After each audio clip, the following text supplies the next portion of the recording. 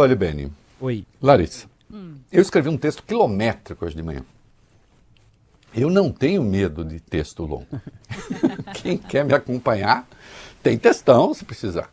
Não é textão de Facebook, que eu não faço. É textão tratando de questões que dizem respeito ao Brasil, ao jornalismo, né? Aconteceu um troço ontem no Senado. E nós temos já um candidato ou um pré-candidato à presidência da República pela extrema-direita que faz questão de fazer discurso de extrema-direita. Eu acho que ele está indo muito além das suas sandálias, para lembrar uma frase antiga. Mas, Larissa, todo mundo tem o direito de ter pretensões. Sim. E eu tenho o dever e a obrigação de analisá-las, especialmente quando a fala vem de um senador da República.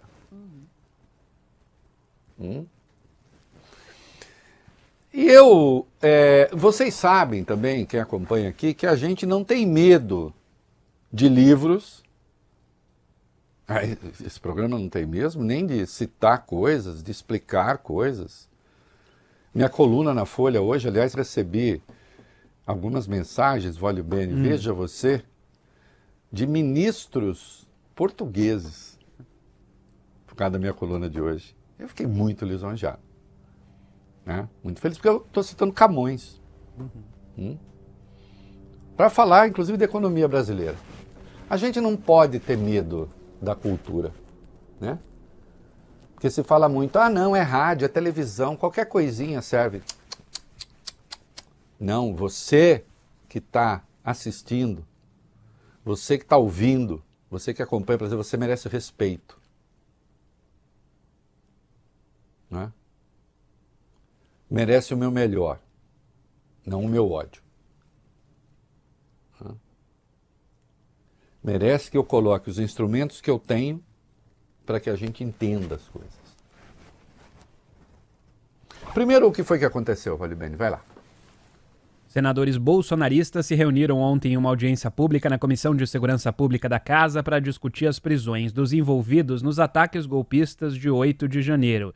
A sessão foi realizada a pedido dos senadores Eduardo Girão, do Novo, e Jorge Seife, do PL. Além deles, participaram outros representantes da oposição, como Flávio Bolsonaro, também do PL, e 2 do Republicanos, o ex-vice-presidente Hamilton Mourão e a ex-ministra Damares Alves, hoje senadora. Mas quem roubou a cena foi Rogério Marinho, do PL, líder da oposição no Senado. A gente vai destacar alguns trechos aqui no seu blog. Você falou que ele está se oferecendo, agora há pouco citou também como pré-candidato à presidência para 2026 e o chamou de farsa do avô. É isso, Reinaldo? Ele é uma farsa do avô dele. Ele é uma farsa do Djalma Marinho, avô dele. Eu explico a citação. No livro O 18 Brumário, de Luiz Napoleão, Momento cultural. Karl Marx. Sim, Karl Marx. Claro, vai citar um comunista, né? Esse livro é uma análise de política. Talvez a mais brilhante feita. Não é uma pauta comunista. Sem contar que Karl Marx era um grande admirador do capitalismo. Ele só achava que era preciso superá-lo. Aí outro papo. Quem acha que o Karl Marx odiava o capitalismo é porque é idiota. Porque não sabe nada.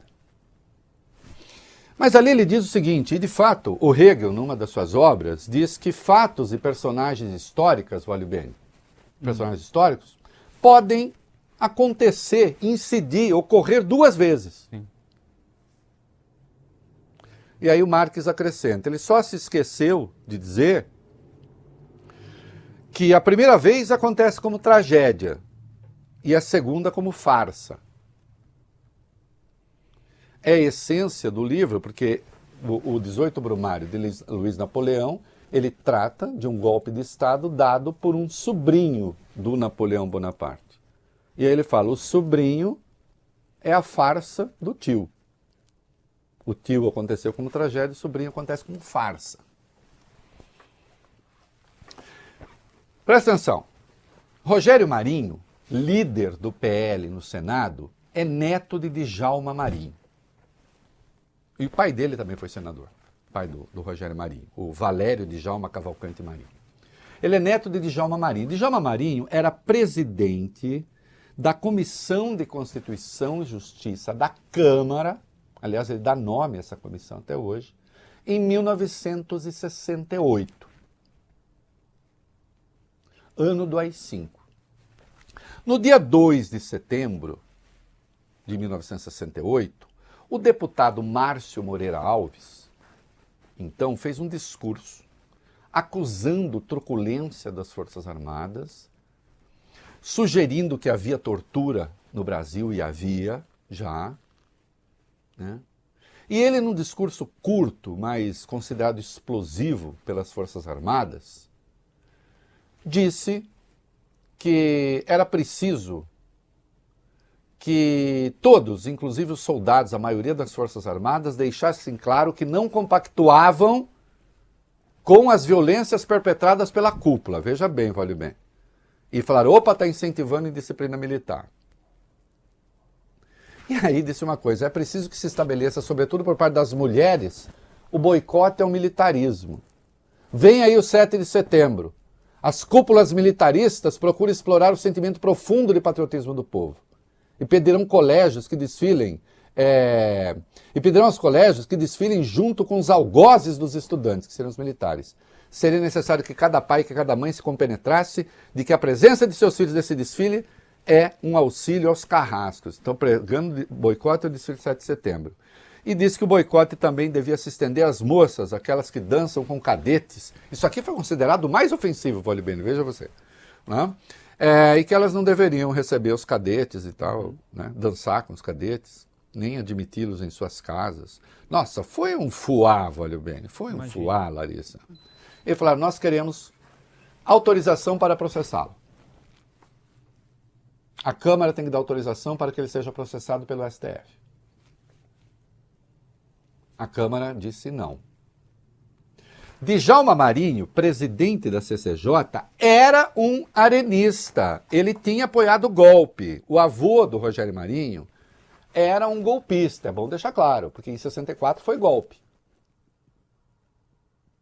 Mas, nesse caso, ele disse, não damos autorização. E citou o poeta espanhol Calderón de la Barca e disse, ao rei tudo menos a honra. Ah, que bacana. Então, um golpista, porque o avô dele era um golpista, não se zangue, seu avô apoiou o golpe de 64. Apoiando o golpe é golpista. Mas depois teve um comportamento digno. Então vamos lá. Um apoiador da ditadura se opõe a um ato da ditadura e teve um ato digno. Rogério Marinho está num regime democrático, serviu a um presidente autocrata e fez um discurso no Senado que compactua com golpistas e que alimenta a sanha da extrema-direita. Sabe por que Vossa Excelência é a farsa do seu avô? Porque seu avô, apoiando um regime de força, teve uma atitude decente. O senhor, na democracia, faz um discurso que flerta com teses autoritárias. O senhor faz, de certo modo, o país hoje é o oposto do que era do seu avô. E seu avô era um apoiador da ditadura. Hoje é uma democracia. O senhor é opositor a esse governo. E faz um discurso que flerta com o autoritarismo, que inclusive torna alvos as pessoas vulneráveis. Eu fiquei com muita vergonha vendo o que o senhor fez. Vergonha alheia. Sabe a sensação de vergonha alheia? Todos sabemos, né, gente? Aquela coisa assim, se fosse comigo, eu me enterrava, não saía debaixo da cama. Você se coloca no lugar do outro. Então ao senhor cabe a frase do Marx, sim. O senhor é a farsa daquilo que seu avô estrelou como tragédia, porque o AI-5 foi uma tragédia que veio depois, no dia 13 de dezembro de 68. Senhor, veja, eu faço justiça a seu avô, sem omitir o fato de que ele apoiava uma ditadura, de que ele apoiou um golpe, de que ele pertencia ao partido do golpe, mas teve uma atitude decente. O senhor agora tem uma atitude indecente, disse várias indecências, numa democracia.